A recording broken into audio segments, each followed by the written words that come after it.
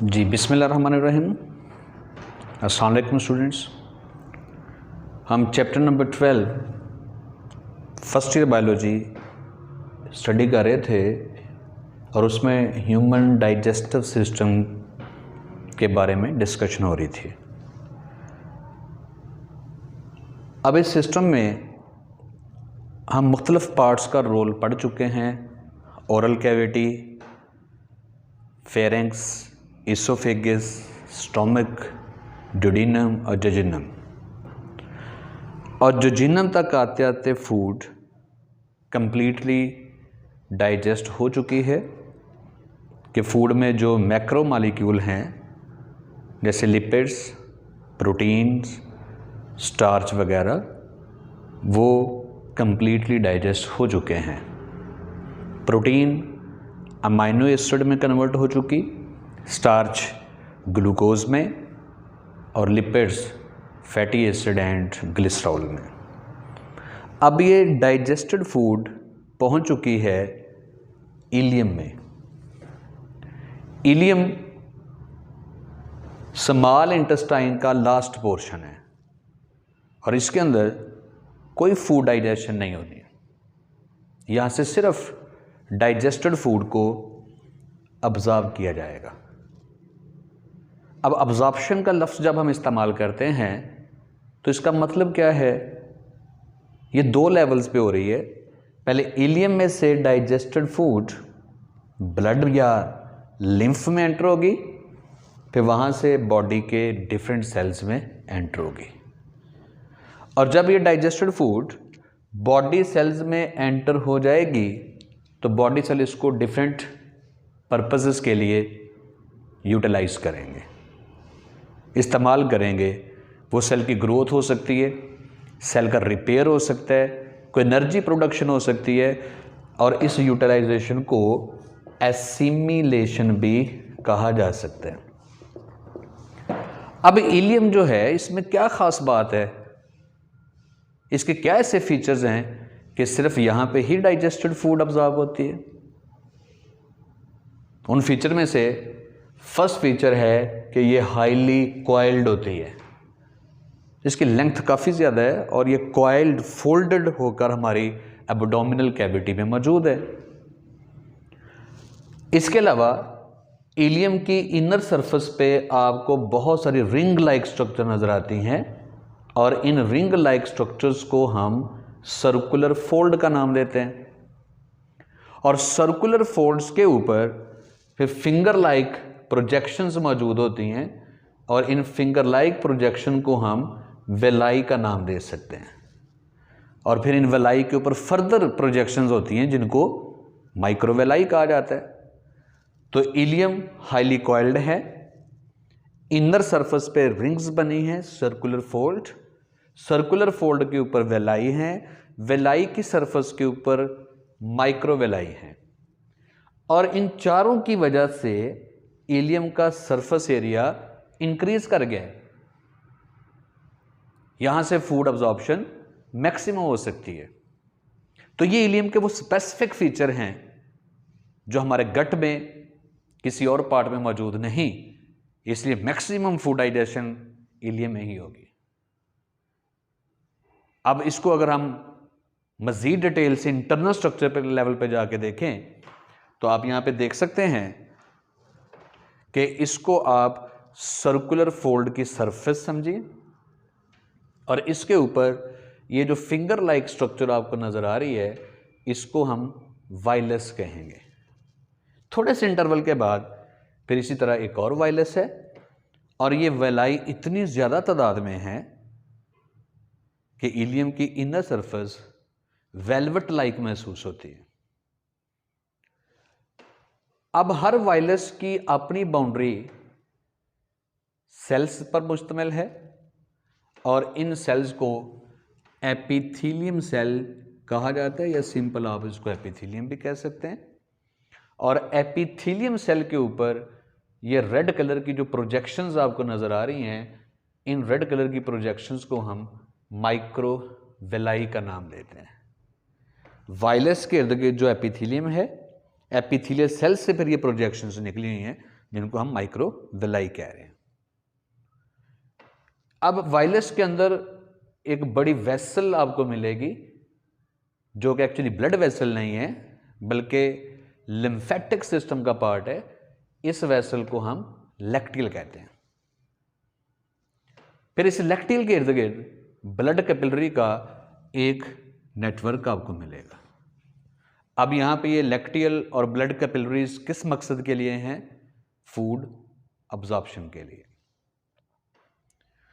अब यहां पे अगर आप एक सिंगल एपिथेलियम सेल को देखें तो एक सिंगल एपिथेलियम सेल आपको ये नजर आएगा। ये हर सेल की तरह इसमें न्यूक्लियस भी है, तमाम ज़रूरी ऑर्गेनेलीज भी हैं।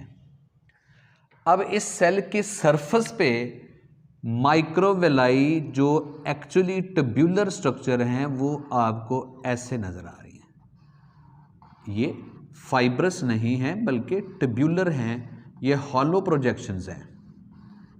ये अब एपिथेलियम सेल के ऊपर जो माइक्रोविलाई हैं उस वजह से सेल की अपीयरेंस ब्रश लाइक नजर आती है, इसलिए इसको ब्रश बॉर्डर सेल भी कहा जाता है कि इसकी सरफेस पे एक टूथ ब्रश की तरह इसके ऊपर बहुत सारे फाइबर्स निकले हुए हैं, इसके ऊपर बहुत सारी प्रोजेक्शंस निकली हुई हैं और इन माइक्रोविलाई का अब्जॉर्प्शन में बहुत अहम रोल है जो भी हम इसको डिस्कस करेंगे। अब इसी स्ट्रक्चर को अगर हम इस तरह से बताएं कि ये एपिथेलियम है वाइलस की और इसके ऊपर ये ट्यूब्यूलर जो स्ट्रक्चर नजर आ रही हैं ये माइक्रोविलाई ये, और ऊपर ल्यूमन है जहां पे ये डाइजेस्टेड फूड मौजूद है। अब इस डाइजेस्टेड फूड में ग्लूकोज भी है, अमाइनो एसिड भी हैं, फैटी एसिड भी हैं और ग्लिसरॉल भी है। अब ग्लूकोज, अमाइनो एसिड और स्मॉल साइज के फैटी एसिड और ग्लिसरॉल ये माइक्रोविलाई के जरिए एपिथेलियम सेल में एंटर होते हैं, वहां से फिर ये ब्लड कैपिलरी में एंटर होते हैं और ब्लड सर्कुलेशन के थ्रू बॉडी के डिफरेंट सेल्स तक जा पहुंचते हैं और सेल फिर इनको असिमिलेट कर लेते हैं, डिफरेंट पर्पसेस के लिए इनको यूटिलाइज करते हैं। अब ये मैकेनिज्म क्या होगा? ये मैकेनिज्म पैसिव ट्रांसपोर्ट भी हो सकता है यानी without use of ATP energy, और ये एक्टिव ट्रांसपोर्ट भी हो सकता है। ये डिपेंड करेगा कि ब्लड के अंदर पहले इन कंपाउंड की क्वांटिटी कितनी है, कंसंट्रेशन कितनी है। सपोज अगर ब्लड के अंदर ग्लूकोज पहले से ही हाई कंसंट्रेशन में है और मज़ीद ग्लूकोज यहाँ पे अब्जॉर्ब होना है तो फिर इसके लिए एक्टिव ट्रांसपोर्ट का मैकेनिज्म यूज़ किया जाएगा। और अगर ब्लड के अंदर ग्लूकोज की क्वांटिटी कम है, ल्यूमन में इलियम के अंदर ग्लूकोज हाई कंसंट्रेशन में है, तो फिर हाई कंसंट्रेशन से लो की तरफ अब्जॉर्ब होने के लिए एटीपी एनर्जी की ज़रूरत नहीं होगी, फिर इसको आप पैसिव ट्रांसपोर्ट कहेंगे। अब यहाँ पे मसला है उन फैटी एसिड का जिनका साइज बड़ा साइज है, जिनमें कार्बन की तादाद ज़्यादा है, लॉन्ग चेन फैटी एसिड हैं, वो डायरेक्ट ब्लड कैपिलरी में एंटर नहीं हो सकते। मालिक्यूल का साइज बड़ा है और ब्लड कैपिलरी की वॉल पे जो पोर्स हैं उनका साइज छोटा है, तो लार्ज साइज के फैटी एसिड की अब्जॉर्प्शन का पैटर्न अलग होगा। लार्ज साइज के फैटी एसिड आना ब्लड में ही है लेकिन डायरेक्ट ब्लड में एंटर नहीं होंगे, उनका रास्ता लिम्फेटिक सिस्टम के थ्रू आएगा। वो कैसे? लार्ज साइज फैटी एसिड और ग्लिसरॉल माइक्रोविलाई में आएंगे, माइक्रोविलाई से एपिथेलियम सेल में आएंगे। अब एपिथेलियम सेल में फैटी एसिड का और ग्लिसरॉल का रिएक्शन होगा, अगेन लिपिड बनेगा और एपिथेलियम सेल में से लिपिड मॉलिक्यूल लैक्टियल में एंटर होंगे, vessel of the lymphatic system. Lacteal में लिपिड्स और प्रोटीन का रिएक्शन होगा और लिपोप्रोटीन पार्टिकल्स बन जाएंगे और इन लिपोप्रोटीन पार्टिकल्स को हम काइलोमाइक्रोन भी कह सकते हैं। These are also known as chylomicron. अब ये लैक्टियल वेसल्स आपस में फ्यूज हो जाएंगी।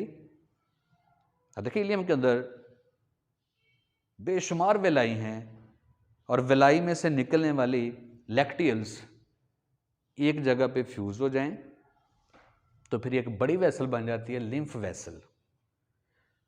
अब बॉडी के डिफरेंट पार्ट में से जितनी भी लिम्फ वेसल्स आ रही हैं ये सारी चेस्ट कैविटी में आके फ्यूज हो जाती हैं और एक बड़ी वेसल बन जाती है, that is thoracic lymph duct. It mean कि लैक्टिली में से आने वाले लिपोप्रोटीन लिम्फ वेसल में से होते हुए कहाँ पे पहुंच जाएंगे? थोरेसिक लिम्फ डक्ट में। अब ये चेस्ट कैविटी के अंदर यहाँ पे शोल्डर के करीब ये थोरेसिक लिम्फ डक्ट एक ब्लड वेन के साथ अटैच हो जाती है और लिपोप्रोटीन मॉलिक्यूल ब्लड में पहुंच गए। अब ब्लड के अंदर एक एंजाइम होगा, लिपोप्रोटीन को हाइड्रोलाइज कर दिया जाएगा, प्रोटीन अलग हो जाएंगी और लिपिड्स अलग होंगे। अब ये लिपिड बॉडी सेल में एंटर होंगे। अब बॉडी सेल्स इन लिपिड्स का क्या करेंगे? बॉडी सेल में एंटर होने के बाद इन लिपिड्स की फेट क्या होगी? इनका पर्पस क्या है? इनको यूटिलाइज कैसे किया जाएगा?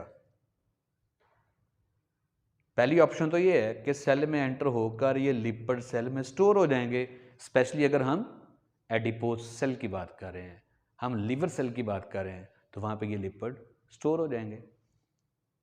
या लिपिड सेल के अंदर जो ही एंटर होंगे इनको फिर फैटी एसिड में कन्वर्ट कर दिया जाएगा, फिर इनकी हाइड्रोलाइसिस हो जाएगी और फैटी एसिड से एनर्जी जनरेट की जाएगी। अब यहां पे एक बड़ी दिलचस्प बात है कि अगर कोई शख्स काफी लंबे अरसे से कार्बोहाइड्रेट फूड नहीं ले रहा, ग्लूकोज उसके सेल तक नहीं पहुंच रहा, और आपको पता है कि ग्लूकोज सेल का प्राइमरी सोर्स ऑफ एनर्जी है, सेल बुनियादी तौर पे ग्लूकोज एनर्जी पे डिपेंड करता है, और अगर ग्लूकोज नहीं मिल रहा सेल को तो हो सकता है इसी फैटी एसिड को ग्लूकोज में कन्वर्ट कर दिया जाए और ये ग्लूकोज एनर्जी जनरेट करे। इसका यह मतलब है कि नॉन कार्बोहाइड्रेट फैटी एसिड को कार्बोहाइड्रेट यानी ग्लूकोज में कन्वर्ट किया जा सकता है। अब इस सारे सेटअप में विलाई के दरमियान आपको एक स्पेशल पोर्शन नजर आ रहा होगा जिसको मैंने रेड कलर से सर्कल किया है, that is known as crypt. अब क्रिप्ट जो है ये विलाई के दरमियान में एक एरिया है। इसको आप ऐसे समझिए कि अगर मेरे हाथ की फिंगर ये विलाई है तो इनके दरमियान का ये पोर्शन, ये वाला पोर्शन क्या होगा? क्रिप्ट होगा। Area between two villi.